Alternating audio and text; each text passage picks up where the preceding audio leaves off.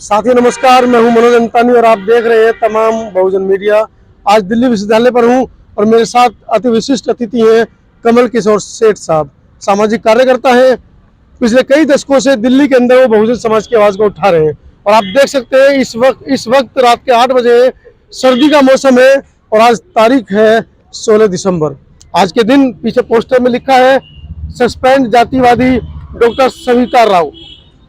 ये आवाज लगातार पिछले 111-12 दिन से उठ रही है।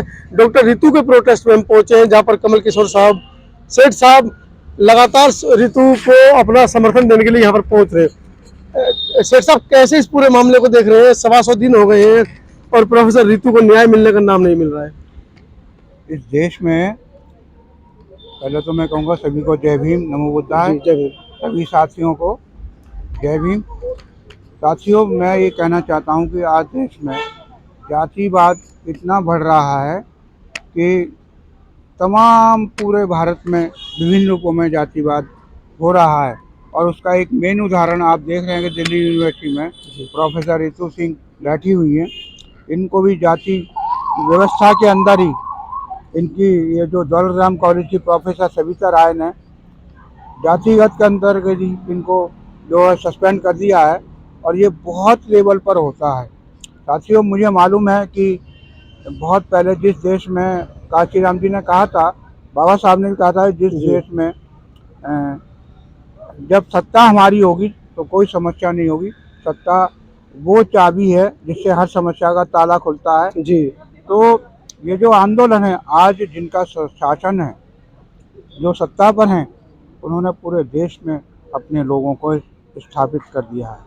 जितनी भी मिनिस्ट्री हैं, जितनी भी बड़ी बड़ी पोस्ट पर हैं, वहाँ पर मनुवादी लोगों को बिठा दिया है। उसी के अंतर्गत ये कार्रवाई हो रही है कि अगर हमने शासन को अपने को स्थापित रखना है तो इन लोगों को बाहर करना होगा। तो ये रितु सिंह को ही बाहर नहीं निकाला, बहुत सारे लोगों को नौकरियों से बाहर किया जा रहा है।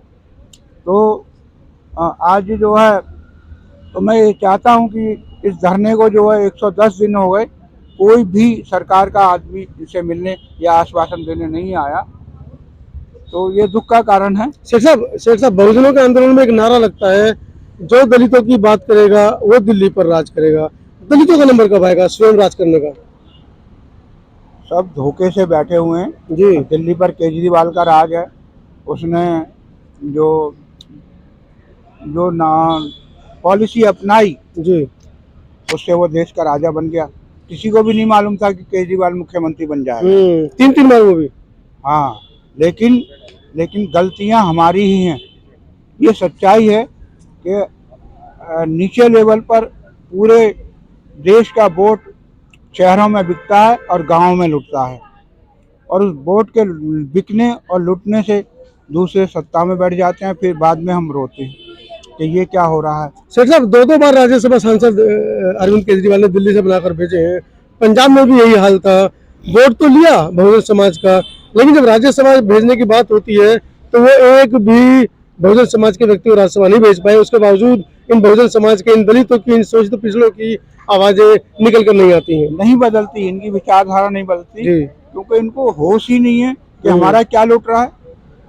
आज पूरा देश 2500 वर्ष पूर्व ये बौद्ध में भारत था जी। सारी संस्कृति लुट गई, सारा धर्म लुट गया। इतने वर्षों बाद कबीर साहब ने कहा कि तुम एक हो जाओ, नहीं हुए। गुरु रविदास जी ने अपनी वाणी में कहा, तो भी उनकी भी नहीं सुनी, सबको साइड कर दिया। ये भारत जो है संतों महात्माओं की और धरती है, लेकिन और वही सब पहले चलता था। आज से लगभग 100-200 साल पहले हमारे बुजुर्ग जो है कबीर साहब को या गुरु रविदास जी को, सबको संतों का आदर या उनकी विचारधारा पर चलते थे। धरती तो बुद्ध की भी है, लेकिन बुद्ध के अनुयायी सत्ता पर नहीं पहुंच पा रहे। बुद्ध के अभी नहीं पहुंचेंगे, परिवर्तन हो, मैं देख रहा हूँ देश में जी। सब जगह जय भीम और नमो बुद्धाय होने लगी है और बुद्ध भी आ रहे हैं। बुद्ध की विचारधारा ही पूरे भारत में के सभी राज्यों में स्थापित होने लगी है जी। ये काम है कि बहुत कम है, तो अभी और समय उत्तर प्रदेश में बुद्ध के चाहने वालों को, बुद्ध के मानने वालों को सत्ता प्राप्ति का अनुभव हुआ तो उन्होंने उत्तर प्रदेश को बुद्ध में बना दिया। इस पूरे देश के अंदर प्रधानमंत्री की कुर्सी बची है, जिससे कि पूरे जो हमारे 31 राज्य हैं उनमें बुद्ध का प्रचार प्रसार हो सके। तो दिल्ली की गद्दी कब दलितों के हाथ में आएगी, ये सवाल है। दिल्ली की गद्दी दलितों के हाथ में नहीं आएगी, इसलिए नहीं आएगी कि हम टुकड़े टुकड़ों में बटे हैं। इतनी सारी हमारी संस्थाएं, और मतलब हम रोज पार्टी बनाते हैं, रोज संस्था एक नई दुकान खोलते हैं, तो रोज हम इतने बट गए हैं, दूसरों को दिखा रहे हैं कि भाई हम तो सब बटे हुए हैं, तो दुश्मन तो देख रहा है ना। जब हम बटे हुए हैं, एक किसी भी मुद्दे पर एक नहीं है, तो सरकार कैसे प्राप्त कर लेंगे। तो सभी सामाजिक संस्थाएं, राजनीतिक संस्थाएं एक आवाज उठा रही है, विपक्ष भी कह रहा है कि एक हो जाए, लेकिन महत्वाकांक्षाएं आपस में इतनी कि एक होकर नहीं हो रही है। आप ठीक कह रहे हैं कि सबकी महत्वाकांक्षा है कि मैं MP MLA बनूं, सब बनना चाहते हैं, लेकिन दुकान छोटी सी खोलते हैं जी। अरे तुम बड़ा काम करोगे, जैसे केजरीवाल ने किया, कहीं से आया, कोई नहीं जानता था उसको। जी जी जी। कोई भी, उससे पहले वो जो था, कौन बैठा था, वो गोयल बैठे थे, नहीं हजारे बैठे थे, अन्ना हजारे के पीछे सारे युवा लग गए, इंडिया गेट से और जंतर मंतर तक, क्या बवाल है। और वो गड़बड़ करके इसको छोड़ के चला गया केजरीवाल को, और केजरीवाल के बारे में, और केजरीवाल के साथ पता नहीं कहाँ से जनता जुटी, सारे जनरल नहीं थे वो जी, सारे हमारे लोग थे, जिनको दलित कह लो, शेड्यूल कास्ट कह लो, कुछ भी कह लो, लेकिन सब ने उसको बना दिया दिल्ली का राज। अभी क्या लगता है 24 के चुनाव में सत्ता परिवर्तन कर पाएंगे बहुजन समाज के लोग, या फिर उन्हीं पार्टी के पीछे घुसे रहेंगे? देखिए, हम सब अपना, जब तक हम स्वार्थी रहेंगे तब तक दूसरों का राज आता रहेगा। ये स्वार्थ कैसे खत्म होगा? 24 तक ये हम सोच रहे हैं कि एक हो जाएं, लेकिन दुश्मन बड़ा चालाक है, हमें एक नहीं होने दे रहा, और सब हम अपने स्वार्थ की वजह से कहीं ना कहीं अपनी पैठ दूसरों के घर में बना रहे हैं। जब हम दूसरों के घरों में रहेंगे तो वो तो हमें कभी भी निकाल देगा जी, और अपनी झोपड़ी फूंक कर दूसरे के महल में जाते हैं, और महल वाला तो तुम्हें कभी भी भगा देगा। आज जितने हमारे सांसद हैं, जिनको समाज कहता है ये अपने हैं जी, वो जीतने से पहले तुम्हारे मोहल्ले में, तुम्हारे गांव में आता है और वो कहता है मैं तुम्हारा हूँ, और जब वो जीत जाता है तो फिर वो उनका हो जाता है, जो उनको पैसा लगा के जिता के ले जाते हैं, वो फिर तुम्हारा नहीं जाता, और उनके कहने पर सारे काम करता है विधानसभा में और पार्लियामेंट में, और हम कहते हैं अपना अपना। अरे अपना होता तो हमारी आवाज उठाता पार्लियामेंट में। ऐसे में बहुजन समाज से क्या अपील आप करना चाह रहे हैं? देखो, मैं तो ये कहना चाहूँगा कि सभी लोगों को अपना अहंकार छोड़कर और परमार्थ में आना चाहिए। ये सोचें कि हम जो भगवान बुद्ध की विचारधारा बहुजन हिताय बहुजन सुखाय, उस पर भगवान बुद्ध ने काम किया, बाबा साहब ने काम किया, काशी राम जी ने काम किया, हमें भी बहुजन हिताय बहुजन सुखाय के लिए काम करना चाहिए, तभी जनता हमको पसंद करेगी और हमें MP MLA कुछ भी बना सकती है।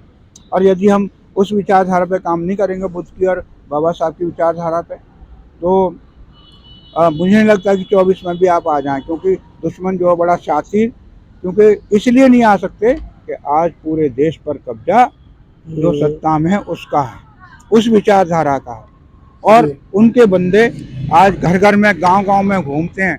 100 साल से वो कोशिश कर रहे थे कि हम देश का राजा कैसे बने, उन्होंने 100 साल मेहनत, और हम तो एक दिन भी मेहनत नहीं करे, वो सुबह 4 बजे उठकर शाखा में पहुंच जाते हैं। हमारा कोई मेहनत करता है? कोई मेहनत नहीं करता। तो इसलिए हम कैसे सोच लें कि हमारी पूर्ण रूप से सत्ता आ जाएगी जी। मायावती जी की आई थी, वो काशी राम जी की बुद्धि थी, समझे। मायावती जो मुख्यमंत्री बनी, वो काशी राम जी की के जो ज्ञान के कारण बनी, वो नहीं रहे तो ये सब फिर उसके भी टुकड़े और डाउनफॉल शुरू हो गया। तो साथियों, ये थे कमल किशोर जी, और एक बड़ा अनुभव, कई दशकों का अनुभव बोल रहा है इनका, और एक सवाल भी उन्होंने यहाँ पर खड़ा किया है कि कैसे हमारे सामाजिक और राजनीतिक संगठन एक होंगे और एक होकर दिल्ली की गद्दी पर राज करेंगे। एक बड़ा सवाल है, आपको क्या लगता है कमल किशोर साहब की बातों से, कहाँ तक आप सहमत हैं?